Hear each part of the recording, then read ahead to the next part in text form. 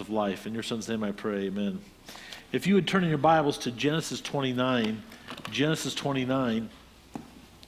that's where we find ourselves. And I'm going to read Genesis 1 through 30, okay? And then we'll launch into this chapter.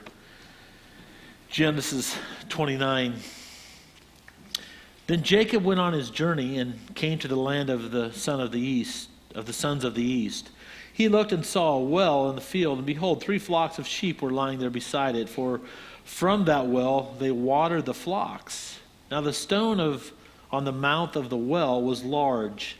When all the flocks were gathered there, they would then roll the stone from the mouth of the well and water the sheep, and put the stone back in its place on the mouth of the well. Jacob said to them, "My brothers, where are you from?" And they said, "We are from Haran."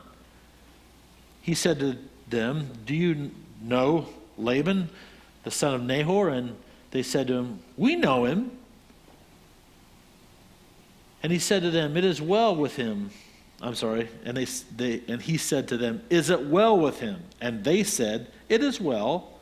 And here's Rachel, his daughter, coming with the sheep." He said, "Behold, it is still high day. It is not time for the livestock to be gathered. Water the sheep and go pasture them." But they said, "We cannot until all the flocks are gathered and they roll the stone from the mouth of the well. Then we water the sheep." While he was still speaking with them, Rachel came with her father's sheep, for she was a shepherdess. When Jacob saw Rachel, the daughter of Laban, his mother's brother, and the sheep of Laban, his mother's brother, Jacob went up and rolled the stone from the mouth of the well and watered the flock of Laban, his mother's brother. Then Jacob kissed Rachel and lifted his voice and wept. Jacob told Rachel that he was a relative of her father and that he was Rebekah's son. And she ran and told her father. And so then when Laban heard the news of Jacob, his sister's son, he ran to meet him and embraced him and kissed him and brought him to his house. Then he related to Laban all these things. Laban said to him, "Surely you are my bone and my flesh." And he stayed with them a month. Then Laban said to Jacob, "Because you are my relative, should you therefore serve me for nothing? Tell me, what shall your wages be?" Now Laban had 2 daughters. The name of the older was Leah, and the name of the younger was Rachel. And Leah's eyes were weak, but Rachel was beautiful of form and face. Now Jacob loved Rachel, so he said, "I will serve you 7 years for your younger daughter Rachel." Laban said, "It is better that I give her to you than to give her to another man. Stay with me." So Jacob served 7 years for Rachel, and they seemed to him but a few days because of his love for her. Then Jacob said to Laban, give me my wife, for my time is completed, that I may go into her." Laban gathered all the men of the place and made a feast. Now in the evening he took his daughter Leah and brought her to him, and Jacob went into her. Laban also gave his maid Zilpah to his daughter Leah as a maid. So it came about in the morning that, behold, it was Leah. And he said to Laban, "What is it you have done to me? Was it not for Rachel that I served with you? Why then you have deceived me?" But Laban said, Is it not the practice in our place to marry off the younger before the firstborn? Complete the week of this one, and we will give you the other also for the service which you shall serve with me for another 7 years. Jacob did so and completed her week, and he gave him his daughter Rachel as his wife. Laban also gave his maid Bilhah to his daughter Rachel as her maid. So Jacob went into Rachel also, and indeed he loved Rachel more than Leah. And he served with Laban for another 7 years. I read a story this week that I think when you read Genesis 29 might kind of have some comparisons or kind of ring a bell, or kind of what goes around comes around maybe mentality. This is the story. There's a classic car lover, and he was looking at a particular model of a Studebaker. And in the normal course of scanning the newspaper, he saw this ad, someone selling a car. And it's one of those things, if we could compare the newspaper to Craigslist, if you're scanning Craigslist, you're like, that's a whale of a deal. He sees this, and it was just the car that he wanted that was advertised. And the lady had in the newspaper $100, $100. And knowing a car like that should be like thousands. And so he concluded that, hey, this car is either, a pile of junk and, it's not real, or it was some type of misprint. Maybe she forgot a couple zeros on the end, So finally his curiosity got the best of him. He called the lady, and the woman answered the phone, and she assured him that the car was in excellent shape and that there was no mistake about the price. It's $100. And so with the scent, if you will, of a bargain, he gets right on it, goes over there, looks at it, wants to investigate the car, shows up at her house. And to his delight, the car approved exactly what she said it was over the phone. It was beautiful. It was in mint condition. And of course, right away he says, yeah, I'll give you $100 for it. Yeah. Hurries up with that part of it. But there's a little twinge of guilt on his side, in his own heart. And it became so strong that he had to confess to the woman. So he says to her, hey, lady, I got to tell you something. That car is way more worth than $100. You should get much more out of that Studebaker than you're asking for it. This is how she replied, oh, I know that. But you see, my husband has left me to run off with his secretary. He sent me the title to his car and told me to sell it and to send him the money that I got from selling it. And that's what I intend to do with the $100. And you know what? I think most of us get that same feeling when we read Genesis 29, if you know what happened in the previous chapter when Jacob, who was a deceiver, the deceiver now gets deceived. Right? We suppose that Leah was some kind of, we read this story, she's some type of defective model of womanhood who should really have the subject to a factory recall maybe. And so we're amused to find out that he has to spend the rest of his life stuck with her, although he finally does get to marry the girl that he desires. And in Genesis 29, 1 through 2, if you want to come back there, verses 1 and 2, if you recall in Genesis 28 is really God's beginning with Jacob. And at his time of great need, the Lord came and he spoke to Jacob in his life. And he promised to bless him, to fulfill with him all of his covenant promises to Abraham in Genesis 28, 13 through 15. And in 29:1, the Hebrew says that Jacob lifted up his feet. You see it? Lifted up his feet. Okay? It's an expression which means that he had a new bounce in his steps as he continued on his journey, meaning God was with him, meaning the guilt was gone from what he had done, his fear of Esau subsided, and things were looking up, okay? And so while there appears no gap in between verse 1 and 2, don't be fooled, okay? Just for the sake of ink, Moses, he's really fast-forwarding the story. Jacob is traveling to Haran, which is at least 400 miles away. It takes a little while to travel that, So this is a major journey for him that didn't happen overnight. And after many days of traveling, Jacob arrives in Haran. And he plans to stay there for how long? A few months. That's how long he plans to stay with her. To stay until he finds a wife.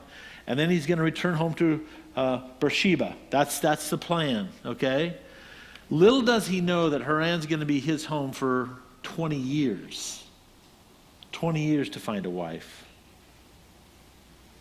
He served some and learned some hard lessons in Haran. What Jacob didn't realize was that he had just entered God's, you could call it school of hard knocks, or you could call it Romans 5. The trials that God sometimes brings for us, for our good.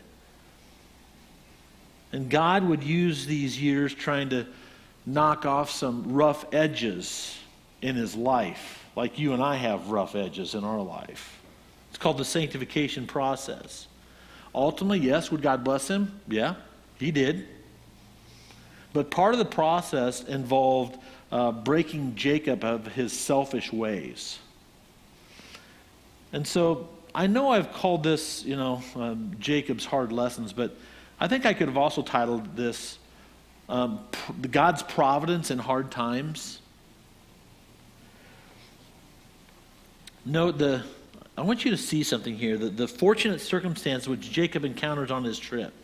He just happens to go to the right well. Okay?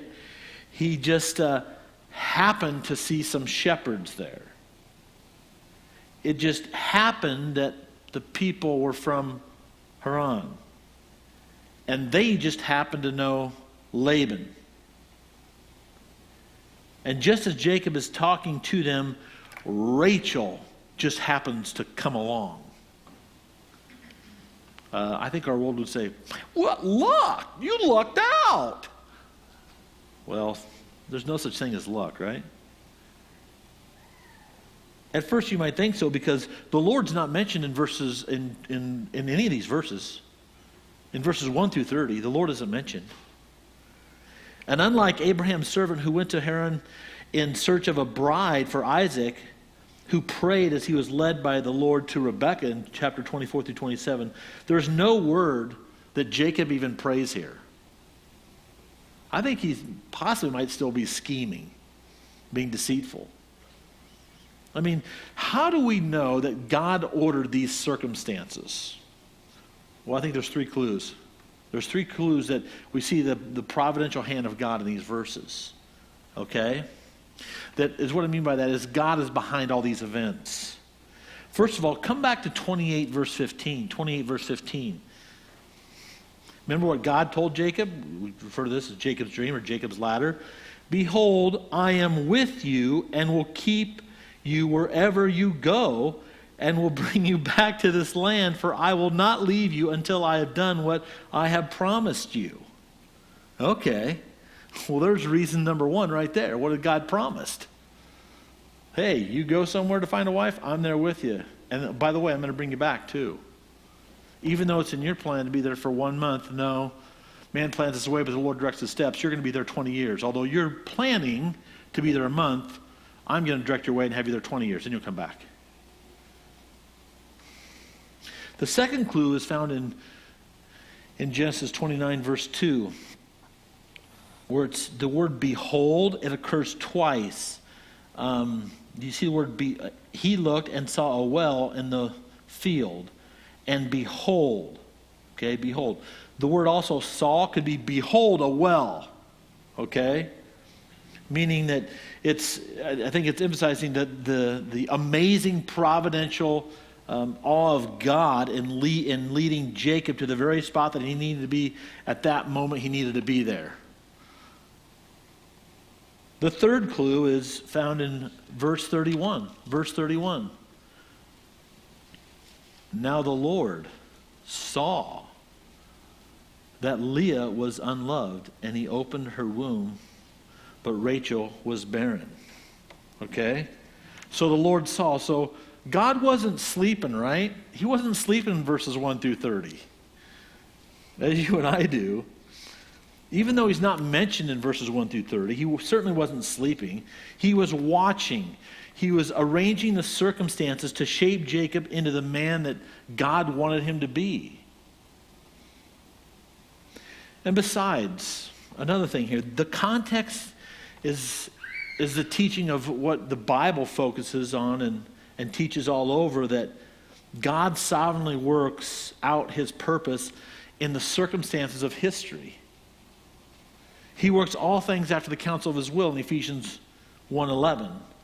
David proclaims that in God's book were written all the days that were ordained for me, when as yet there was not yet one of them in Psalm 139, verse 16. God ordains all circumstances, and he uses them often to break us of our dependence on the flesh and to shape us into the image of Christ. S. Lewis Johnson said this. He points out this striking example. I say this because we need to remember this. Sometimes we say, oh yeah, we had a fire and my house burnt down, but God was in control of it all. Yeah, we're getting the insurance money for the house. We're getting more. Yeah, it's working out great. But you know what's amazing? Is sometimes we don't say, God is sovereign over my flat tire on Monday morning. We'll say it for the big things.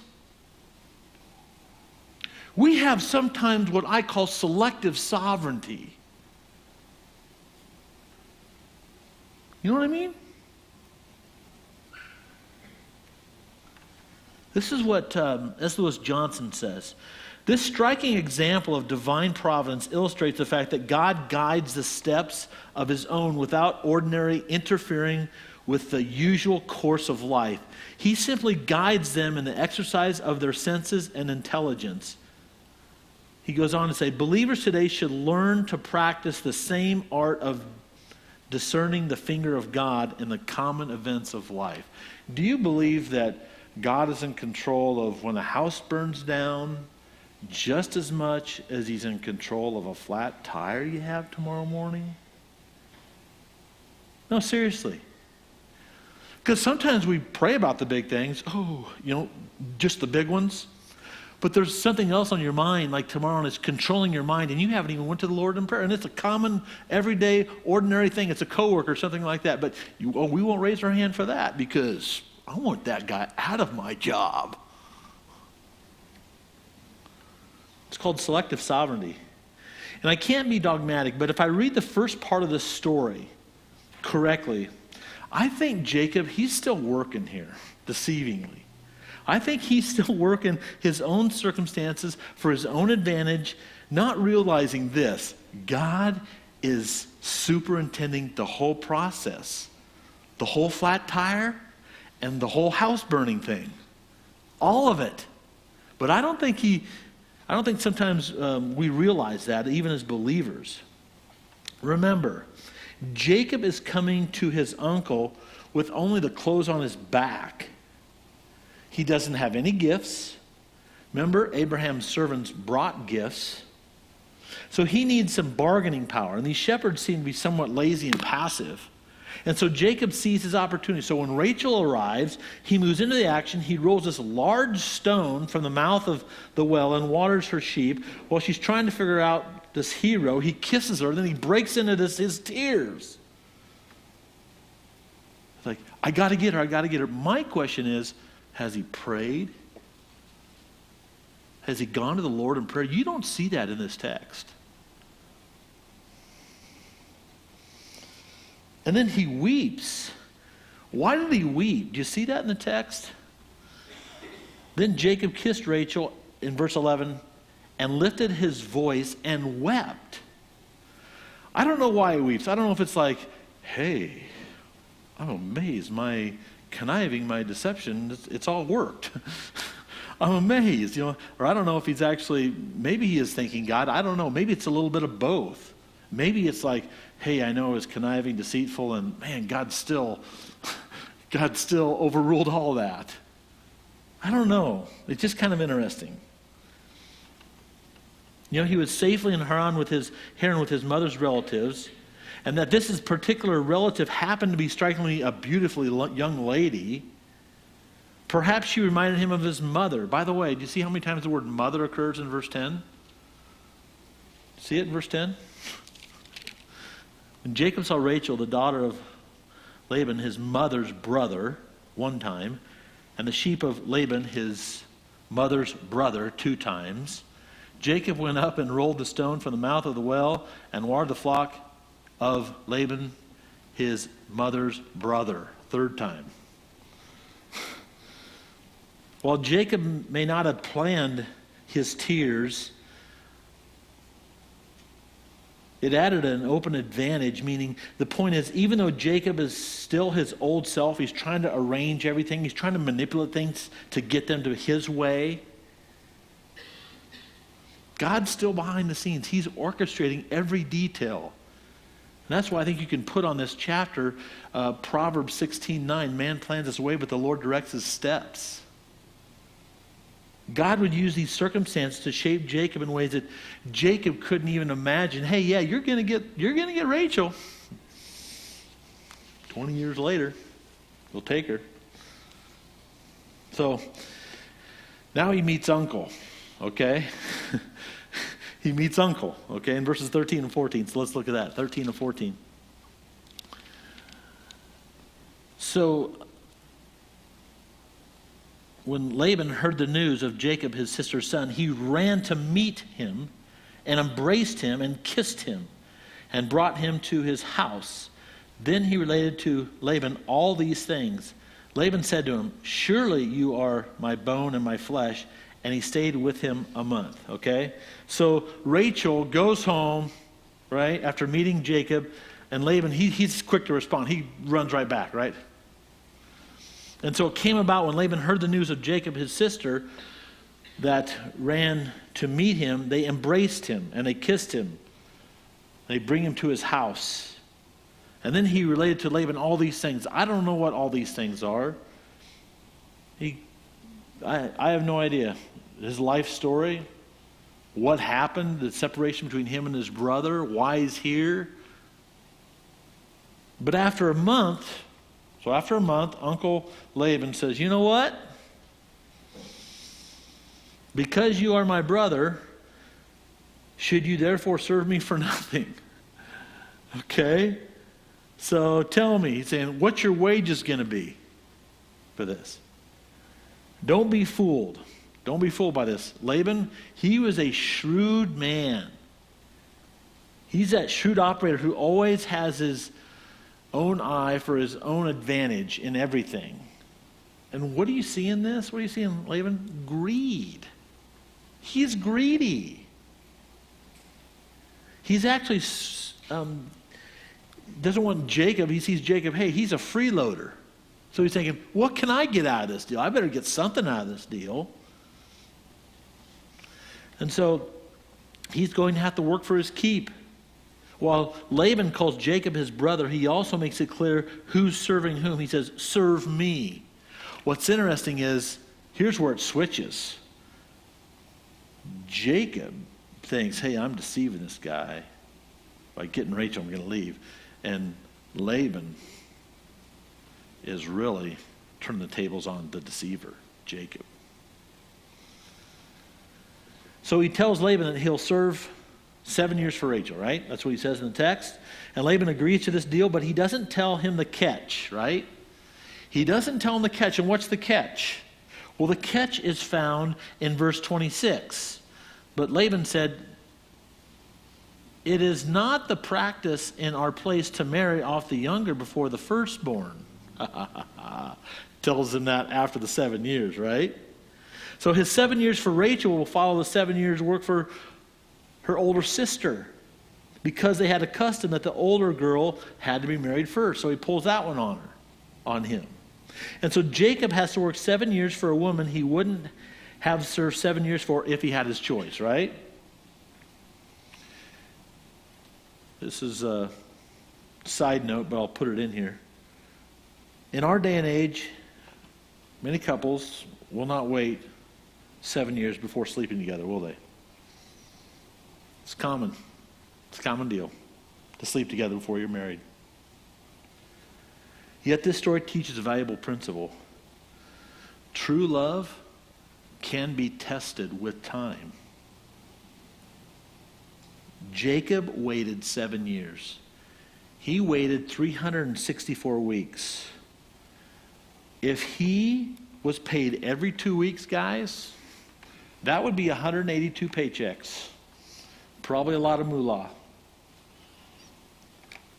Jacob worked, guys, 2,555 days for his wife. Actually, more than that if you think about getting Rachel. There's something I skipped that I want you to see. There's a parenthetical statement. I want you to see it. Here's the parenthetical statements in verse 16. It says this, "Now Laban had 2 daughters. The name of the older was Leah, and the name of the younger was Rachel." Verse 17, "And Leah's eyes were weak, but Rachel was beautiful of form and face." Okay? I think there's some women in the Bible that have been misunderstood, and I think one of them is Leah. And I think we misunderstand this passage because of this. Her name does not do her great service, though, for it means wild cow. That's what her name means. That's what I found. The statement, though, that she had weak eyes in verse 17, seems to many to portray that she was like this. She was kind of a homely girl, and she had big glasses that were thick as a pop bottle, and she couldn't see 3 feet in front of her. You know what I mean? That's the portrayal. What I've kind of read in some commentaries. Okay, even heard that on some sermons. But if you look at this, I really don't think that's justified.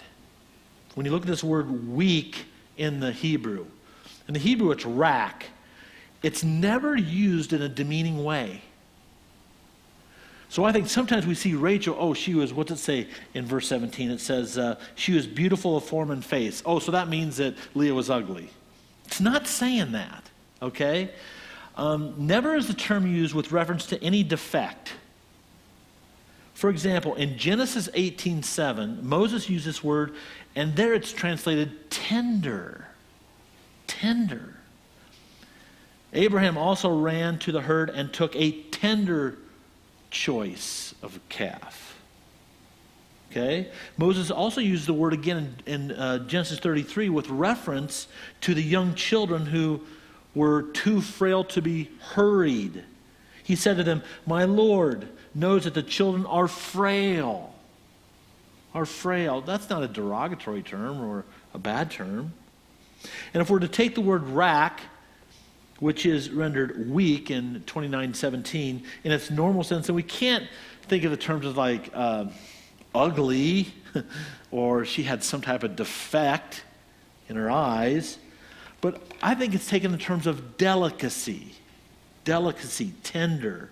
So here's the contrast. The contrast is Rachel, she might have had a fire spark in her eye. You know how you'll see some kids and you'll describe them to someone else. "Oh yeah, little Johnny's got a spark in his eye, There's fire in the eyes." And then you'll see this other kid and they got like this eyes and they're just like, they cry. You might say, "Oh wow, he or she is tender, delicate." Okay, so I would conclude that the disposition of Leah was then one of gentleness or tenderness, while Rachel seemed to have she was more fiery, more aggressive temperament. Regardless of whether or not my conclusions are right, the idea of a defect in Leah is highly suspect, like she was not very pretty. This is another thing. This is why I call this a parenthetical statement. What's Jacob looking at only? What my dad used to say to me, "Hey Tim, it's not only the external appearance, but it's what's going on in the heart." And I think this is just a parenthetical statement, what Jacob's looking at. He's only looking at the external. That in no way means that Leah wasn't beautiful.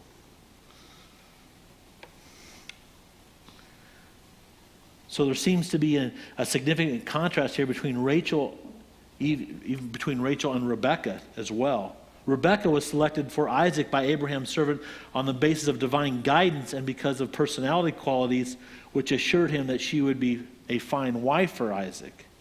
Rachel, on the other hand, was selected by Jacob for himself, but without any mention of her personal qualities.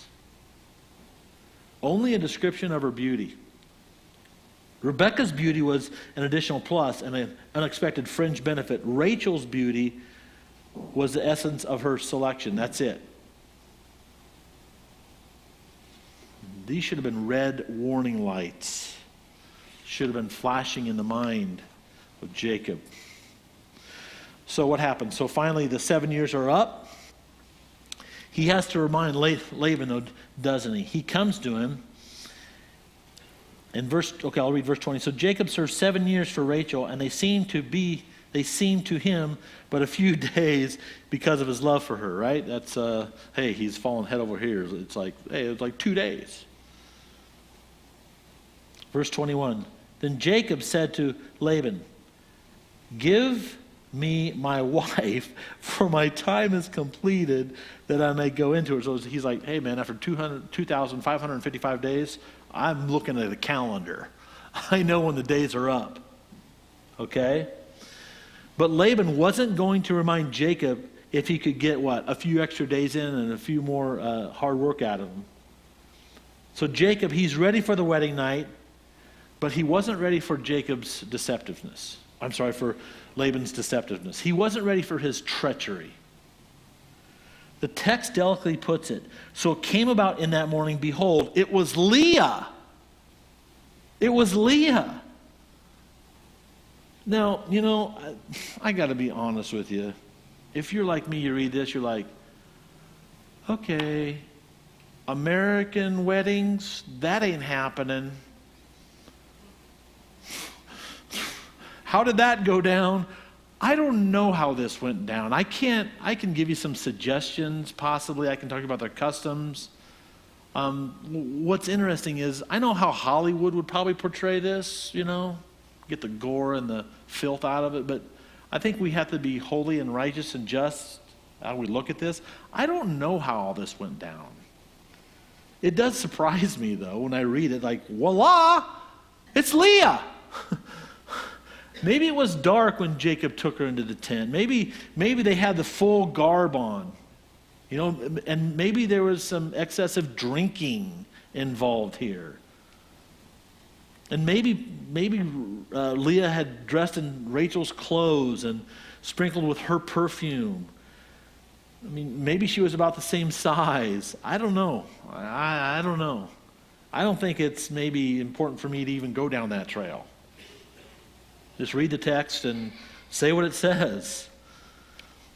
But here's what happens. The deceiver is deceived. He's met with his match Laban, and there's obvious parallels between Jacob's deception of Isaac and Laban's deception of Jacob. Remember, Jacob deceived his blind father. He gets deceived in the dark. He deceived his father. He is deceived by his bride's father.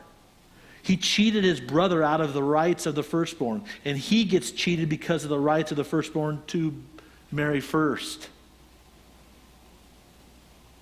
Jacob's reaping, it doesn't end here, you guys.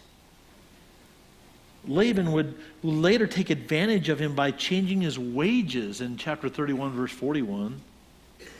Even as Jacob had taken advantage of Esau with his birthright. Jacob deceived his father with regard to his favorite son Esau by covering his hands with goat skins. You remember that? Jacob later would be deceived by his sons regarding his favorite son Joseph, when they dipped his robes in the blood of a goat in chapter 37, verse 31. Jacob had sown deception, he would reap deception, right? What you sow, you reap. But you know what? God uses sin to shape his people. God just doesn't use circumstances. He uses people like Laban to be his drill sergeants.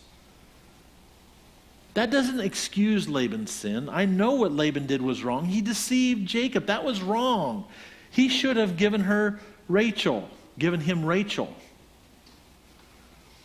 He was self-centered. He was a money grabber from the word go. And later his two daughters, who didn't agree on much else, agreed that their dad was using them for financial gain that he would make from them, consuming profits on himself. That's found in Genesis 31, verse 15.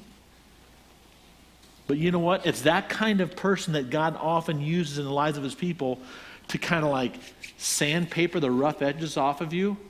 So, if you're thinking about your neighbor, you're thinking about a person at work or whoever that's maybe rubbed you, like, no. Maybe it's Laban in your life that God is using to sand the rough edges off of you because you got some sanctification that you need to work on. And maybe God will never save that person at work, or will never save that neighbor, but he's using that neighbor to sanctify you. He's using an unbeliever to sanctify you. It may be an employer, it may be a fellow employee, it may be a family member or a neighbor. That person may not even claim to be a believer. Laban had some knowledge of the Lord, but we see in the text that he also had his idols. So God's going to use him to sand off Jacob's rough edges. It's his boot camp, you could say. It's his sanctification camp. So God uses circumstances, consequences, and even difficult people. God uses sometimes difficult people, but sometimes, let's be honest, how do we look at difficult people? You got a prayer request? You got a prayer request on Wednesday night? Could you please pray for Tom at my work that the Lord would, what? Get rid of him? Right? That's our prayer request. We don't say it like that. I know that. But in our heart of hearts, that's sometimes what I think of that guy, Tom. When God's using Tom for you. God takes time to shape his people. When Jacob's mother sent him away, she told him that, hey, honey, it's just going to be for a few days. That's what she tells her son. Jacob wasn't expecting 20 years. But that's how it turned out. For 14 of those years, he didn't earn anything except room and board and 2 wives. And one of them he didn't even want. And yet God didn't seem to be in a hurry to push Jacob ahead into his program to bless all the nations through Abraham's descendants. You guys, listen. I need to listen to what I'm going to say too. God always takes whatever time is necessary for our sanctification. Do you believe that? Okay, I believe what I just said, but maybe I don't practice that sometimes. Joseph spent most of his 20s in the Egyptian jail. And I would say by law, he didn't deserve it. Israel spent 400 years in slavery in Egypt. 400 years. Moses spent 40 years tending sheep in the wilderness. When Stan showed that a couple weeks ago, or last week, of Israel, and just that picture, I'm like, how did they spend 40 years there? It just mind-boggled me. And sometimes Tim has a trial for 2 weeks. I'm like, 2 weeks? I want this over. God has an eternal perspective. You guys, God's boot camp, I know when you go in the military, they got boot camp, it's like 9 weeks, you know. God's boot camp isn't 9 weeks. You know, the Christian life is not a 100-meter dash.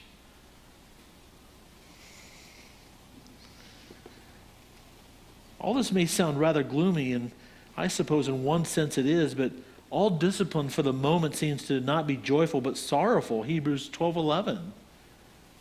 But even in the pain of God's discipline, there's a strand of grace that lightens the burden. For 7 years, Jacob had waited for this day. His eagerness is natural. It's normal. Hey, I get my wife and I'm gone. I'm out of here, man. And at the feast, he may have had sufficient wine to somewhat maybe dull his senses. I don't know what went down there. The guests would be aware of his entrance into the tent and the marital matrimony bed where Leah waited, and also of his exit, thus indicating that the marriage had been consummated by the union of the bride and the groom. And that same passion which dominated Jacob as he chose his bride now ruled as he entered into that tent. It's hardly a wonder that Jacob should have made the mistake that he did. because of his greediness, because of his deception, because of his not seeking the Lord. And early that next morning, Jacob, he awoke. He'd think, oh, what a beautiful day. Maybe he hadn't looked at her yet, I don't know. And what a wonderful night, what an exciting future. I get to go back home. What a shock that must have been to him. I think it was a shock. But you know what also is ironic here? Is that Jacob is going to repeat almost the identical words of Pharaoh to Abraham in Genesis 12:18. It's almost the same expression of Abimelech to Abraham and Abimelech to Isaac. What is this that you have done to me? While it's not recorded, it's easy to believe that Isaac also has this of Jacob after his deception. Son, what did you do? Why did you see the whole birthright deal? The shoe's on the other foot now, isn't it? The deceiver's been deceived. The boomerang just happened. It came back. And Jacob commits himself to 7 years of work for Laban without asking the Lord's will. He commits himself to marry Rachel without seeking God's guidance on the most important decision. He accepts a polygamous situation. Then Laban comes, hey, okay, well then you know what? You can have Rachel if you serve me 7 more years. And then what's he do? He sins again by accepting a polygamous relationship. That's not good. That's not right. Later he takes his wife's handmaids. He keeps going into this deal. Just as Abraham had taken Hagar without a prayer. Yet in spite of Jacob's spiritual immaturity, which you have to say he was, and self-directed life, God is still gracious. He still gave him Rachel. And then you know what God does? He blesses him with 12 sons and some daughters, as Genesis 46:7 says. And he still blesses him financially in spite of Laban's tricks and his ploys and his deceitfulness. And he still returns back to the land of Canaan. It's like, wow, God is gracious to you still.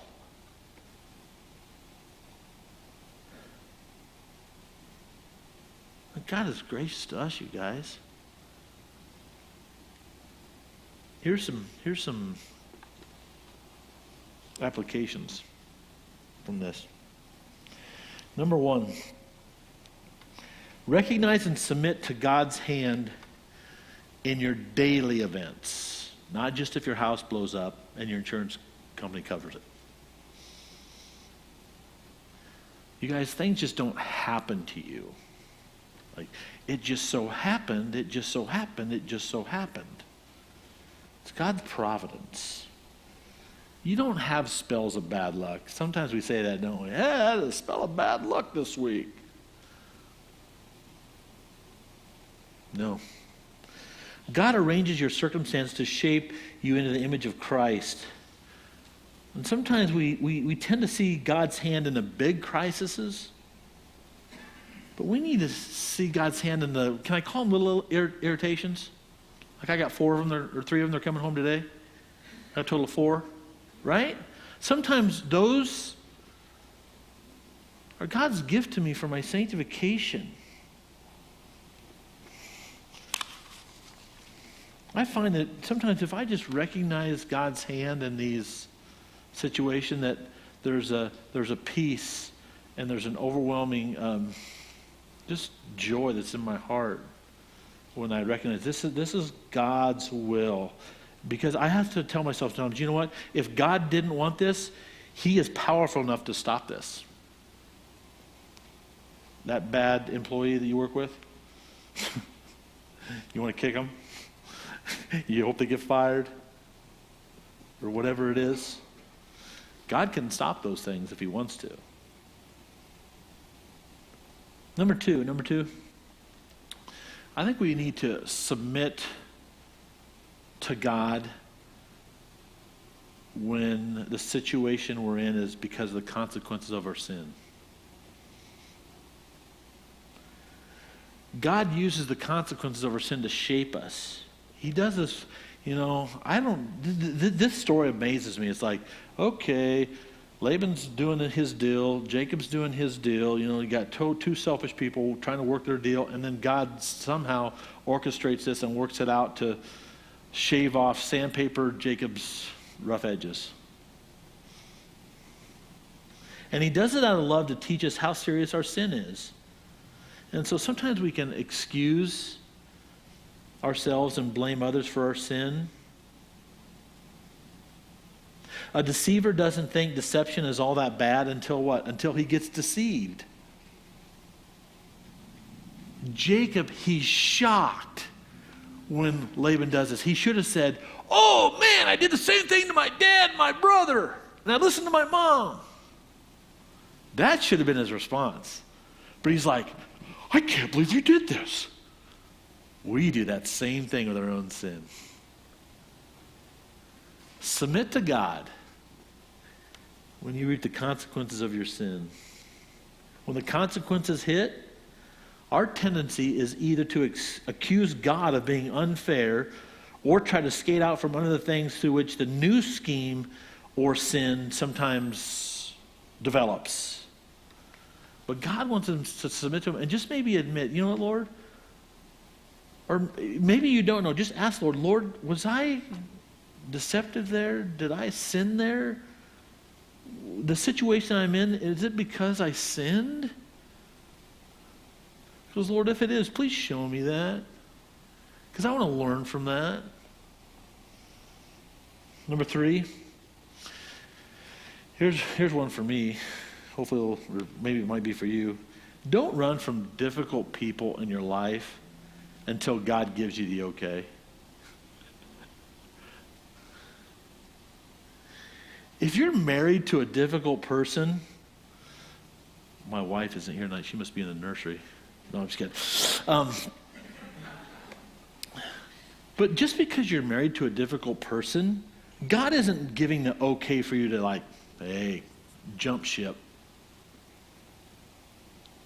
But with Jacob, the day came when God told him to leave Laban and return to Canaan. Then it was okay. Before then, Jacob would have been on the run. And we all tend to run from difficult people that God wants to put in our lives to shape us.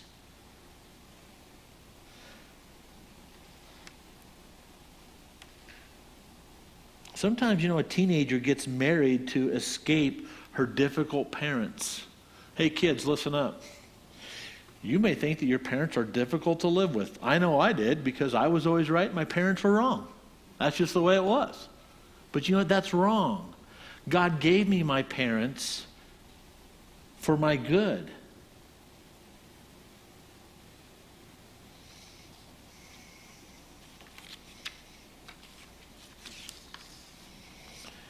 Well, here's number 4.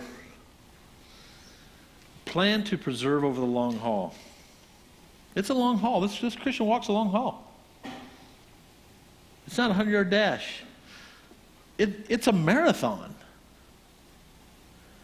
And you know what? Sometimes we live in an instantaneous society. We were somewhere yesterday and we wanted to know some information. I can't even remember what it was. We're talking about the Royals. We wanted to know where Eric Hosmer, what college he was from. We had that. And then we just start, and I found myself, we're just well, we are an information highway. We can have it at our disposal so quickly. Well, sometimes we treat trials like that. I want it quickly over. We want to bail out sometimes so quickly. Oh, I guess I got another one. Thank God for the gracious blessings he bestows on you in spite of your sin. Have you ever done that? Okay, you've sinned, you've blown it. And then maybe you need to confess, but also just thank God in the midst of those blessings he gives you in spite of the consequences of your sin. Because there are. And we need to do that. You look at Jacob, you look at Laban, you look at Rachel, you look at Leah. Even though we can say, hey, that marriage experience has never happened to me, like it got switched. But you know what? They're everyday people like you and me. And even the story may not have, wow, I can't believe that happened. There are simple truths, simple practical things that we can take from this and learn from them. I gave you 5 of them. Let's pray together. Lord,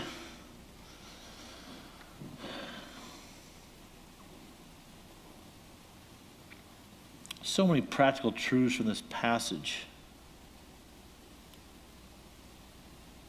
Father, I just pray that we would submit to you when we reap the consequences of our own sin and not try to excuse or blame others.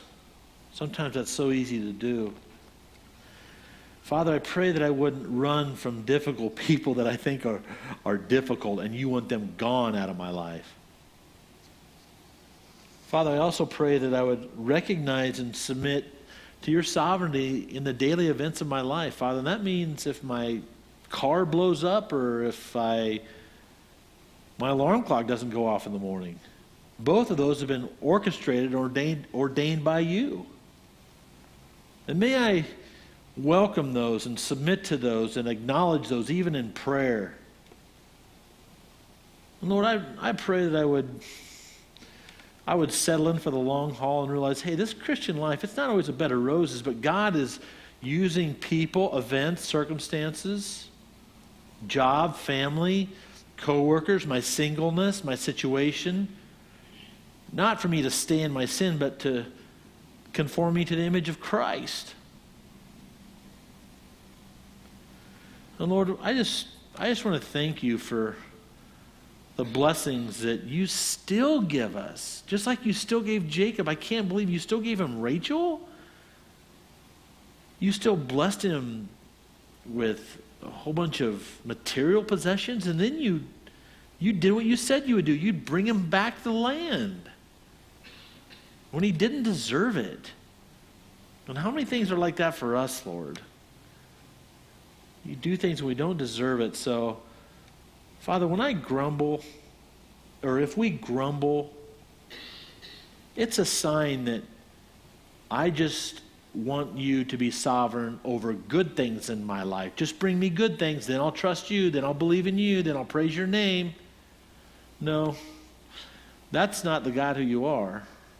You are a God who is in control of all things. You work all things after the counsel of your will. And Father, I thank you for the seemingly bad things. We call them bad things, but they're not. I thank you for those things. I thank you for where I'm at in my life right now. I thank you that I'm here tonight so I can apply these principles to my life because I need them. I need to apply these things. Thank you, Lord. It's a good text for me to apply. In your Son's name I pray. Amen. You are dismissed.